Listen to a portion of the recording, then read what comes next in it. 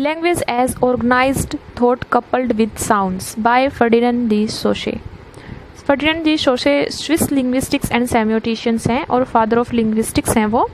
Okay और उनका जो फेमस कोट है वो है without language thought is a vague. Okay और thought is a vague uncharted nebula.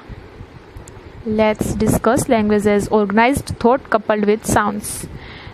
Language के दो एलिमेंट्स होते हैं, आइडियाज़ एंड साउंड। जो थॉट होती है वह हमेशा शेपलेस होती है, इनडिस्टिंक्ट होती है। As we all know and universally accepted also, science के बिना हम अपने आइडियाज़ थॉट्स हम नहीं जता सकते, नहीं बता सकते। जो हमारी थॉट्स हैं वो अनक्लियर रहती हैं लैंग्वेज के बिना। And without appearance of language we can not understand thoughts. Okay ऐसा भी नहीं है कि जो साउंड्स है एक मोल्ड है या ढांचा है जिसमें हम आइडियाज़ फिट करेंगे। Language must be seen in totality. Language को हम एज एग्जाम्पल हम कंपेयर कर सकते हैं पेपर शीट से। ओके इसकी दो साइड हैं, फ्रंट साइड और बैक साइड, एक पेपर शीट की। और जो फ्रंट साइड है वह थॉट है और जो बैक साइड है वह साउंड है।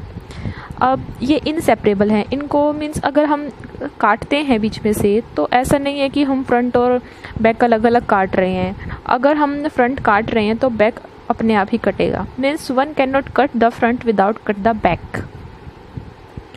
और नेक्स्ट हम देखते हैं जो लैंग्वेज हैं, लैंग्वेज में हम ना तो साउंड की थॉट से डिसाइड कर सकते हैं, ना थॉट को साउंड से। हम इनको ना आपस में डिवाइड नहीं कर सकते, ना ही साउंड को थॉट से ना थॉट को साउंड से। और अगर ऐसा किया भी जाता है तो ये या तो प्योर फोनोलॉजी होगा या प्योर साइकोलॉजी होगा। ओके मीन्स अलग ही नहीं किया जा सकता। अगर कर देते हैं तो फिर वो प्योर साइकोलॉजी या प्योर फोनोलॉजी रह जाएगा। वर्ड की वैल्यू कोई सिंपल कंसेप्ट नहीं है। मीन्स जब हम वर्ड्स की वैल्यू के बारे में हम सोचते हैं then its capacity of standing for an idea comes to our mind.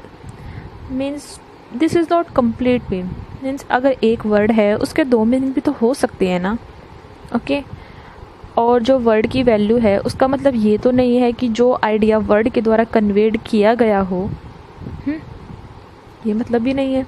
It's difficult, it is different from the significance of linguistic term. Value significance का एक एलिमेंट है एज वी नो, और लिंग्विस्टिक टर्म की significance value पर depend करती है। Okay अब significance में क्या होता है, सिग्निफाइड एंड सिग्निफायर। इसको साउंड इमेज का एक काउंटर पार्ट समझा जाता है सिग्निफिकेंस को, और एंड ऑल्सो एक साइन दूसरे साइन का काउंटर पार्ट होता है। एंड लैंग्वेज एक ऐसा सिस्टम है इंटरडिपेंडेंट टर्म का जिसमें ईच टर्म की वैल्यू दूसरी साइमल्टेनियस प्रेजेंस स्थापित की जाती है। ओके हर एक साइन की वैल्यू जो है हम इस तरह से भी समझ सकते हैं, डिटरमाइन कर सकते हैं, या तो हम सिमिलर टर्म को कंपेयर करें उससे या फिर डिसिमिलर को। ओके हम हर तरह की जो वैल्यूज़ हैं उनकी प्रिंसिपल से गवर्न कर सकते हैं। ये एक अलग थिंग से बनी है जिनको एक्सचेंज भी किया जा सकता है for things of which you are trying to find. अगर एग्जांपल देखें सिमिलर और डिसिमिलर का तो एक्सचेंज वैल्यू से देखते हैं, जैसे कि हम 10 रुपये के बदले कॉफ़ी ले सकते हैं। ओके और ये हो गया डिसिमिलर थिंग्स है, कॉफ़ी और 10 रुपीज़, ये डिसिमिलर थिंग्स हैं। और सिमिलर थिंग्स में ये कि हम 10 रुपीज़ के बदले 2 सिक्के लेते हैं 5-5 रुपये के, तो ये सिमिलर थिंग्स में है। अब ये माना जाता है कि किसी भी वर्ड की ना कोई वैल्यू फिक्स्ड नहीं होती बल्कि ये डिपेंड करता है। Okay means the value of a word is not fixed, it is only one of these criteria are met.